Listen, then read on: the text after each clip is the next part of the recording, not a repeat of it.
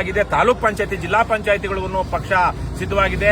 ಈಗಾಗಲೇ GPI ಚುನಾವಣೆಗೆ ಈಗ ಏನು ವಾರ್ಡ್ ಅನೌನ್ಸ್ ಮಾಡಿದ್ದಾರೋ, ವಾರ್ಡ್ ವಿಂಗಡಣೆ, ಅದರ ಪ್ರಕಾರವೇ ಒಂದು 25 ಜನಕ್ಕಿಂತ ಹೆಚ್ಚು ಜನರನ್ನ ಈಗಾಗಲೇ ನಾವು ಅಭ್ಯರ್ಥಿಗಳಾಗಿ ಘೋಷಣೆ ಮಾಡಿದ್ದೀವಿ.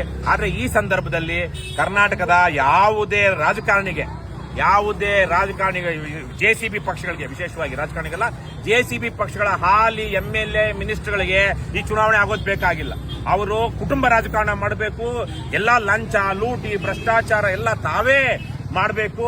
ತಮ್ಮ ವಂಶ, ತಮ್ಮ ಸ್ನೇಹಿತರು, ಬಂಧು ಬಳಗ ಅಂತ ಏನಿರುತ್ತೋ, ಅಥವಾ ಪ್ರೇಯಸಿ, ಪ್ರಿಯಕರ, ಈ ತರದವರು ಅವರೇ ಇರಬೇಕು ನಾಯಕರಾಗಿ ಅಂತೇಳಿ ವಂಶ ಪಾರಂಪರ್ಯ ರಾಜಕಾರಣವನ್ನು ಮುಂದುವರಿಸೋದಿಕ್ಕೆ ಇಲ್ಲ ಸಲ್ಲದ ಸುಳ್ಳುಗಳನ್ನು ಹೇಳ್ತಾ ಇದ್ದಾರೆ.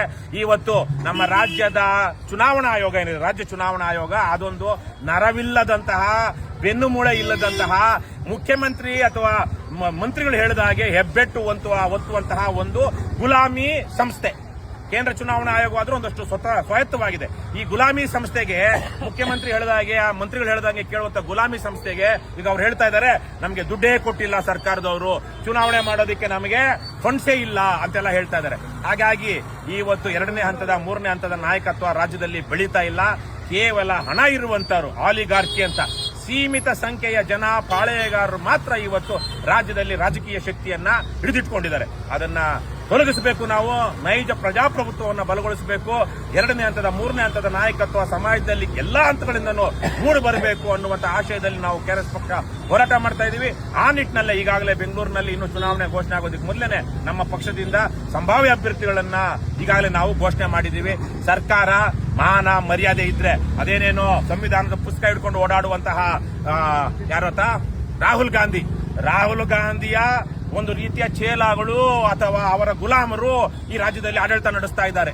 ಆ ರಾಹುಲ್ ಗಾಂಧಿ ಅಲ್ಲಿ ಸಂವಿಧಾನ ಅಂತಾರೆ, ಇಲ್ಲಿ ಸಂವಿಧಾನ ವಿರೋಧಿ ಕೃತ್ಯ.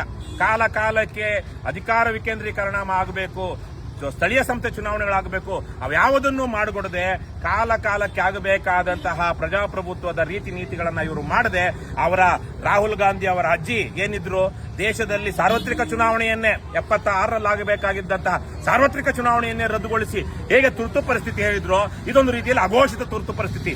ಈ ಕಾಂಗ್ರೆಸ್ನ ಖದೀಮ್ರು ಏನ್ ಹೇಳ್ತಾರೆ, ನರೇಂದ್ರ ಮೋದಿ ಅಘೋಷಿತ ತುರ್ತು ಪರಿಸ್ಥಿತಿ ಅಂತಾರೆ. ಇವ್ರ ತಾನೇ ಏನು ಕಡಿಮೆ ಇಲ್ಲ. ಈ JDS, ಕಾಂಗ್ರೆಸ್, BJP ಎಲ್ಲರೂ ಹಾಗೇನೆ ಇವತ್ತು ಹಣ ಇರೋರಿಗೆ, ಬಲ ಇರೋರಿಗೆ ಮಣೆ ಹಾಕಿದ್ದಾರೆ ಹೊರತು ಈ ದೇಶದಲ್ಲಿ ಪ್ರಜಾಪ್ರಭುತ್ವವನ್ನು ಬಲಗೊಳಿಸಬೇಕು, ಒಂದು ಸಾಮಾಜಿಕ ನ್ಯಾಯ ಜಾರಿಯಾಗಬೇಕು, ದೇಶದ ಜನ ಸ್ವಾಭಿಮಾನದಿಂದ ಸ್ವಾವಲಂಬಿಗಳಾಗಿ ಬದುಕಬೇಕು ಅನ್ನುವಂಥ ಯಾವ ಕಲ್ಪನೆಗಳು, ಆಶಯಗಳು ಈ ಪರಮ ಭ್ರಷ್ಟ 3 ಪಕ್ಷಗಳಿಗೆ ರಾಜ್ಯದಲ್ಲಿ ಇಲ್ಲ. ಹಾಗಾಗಿ ಕರ್ನಾಟಕ ರಾಷ್ಟ್ರ ಸಮಿತಿ ಪಕ್ಷ ಇವತ್ತು ದೊಡ್ಡ ಸಂಚಲನವನ್ನ ಮೂಡಿಸ್ತಾ ಇದೆ. ಜನರಿಗೆ ಸಾಕಷ್ಟು ಶಕ್ತಿ ಸಾಮರ್ಥ್ಯವನ್ನ ಕೊಟ್ಟಿದೆ. ವಿಡಿಯೋ ಮಾಡಿಕೊಂಡು ಫೇಸ್ಬುಕ್ ಅಲ್ಲಿ, ಫೋನ್ಗಳಲ್ಲಿ ಇವತ್ತು ಜನ ತಮ್ಮ ಹಕ್ಕುಗಳನ್ನು ಪ್ರತಿಪಾದಿಸಿಕೊಳ್ತಾ ಇದ್ದಾರೆ. KRS ಪಕ್ಷ ಈ ಮುಂದೆ ಬರುವ ಯಾವುದೇ ಸಮಯದಲ್ಲಿ ಬರಲಿ, ನಾವಂತೂ ಸಿದ್ಧವಿದ್ದೀವಿ.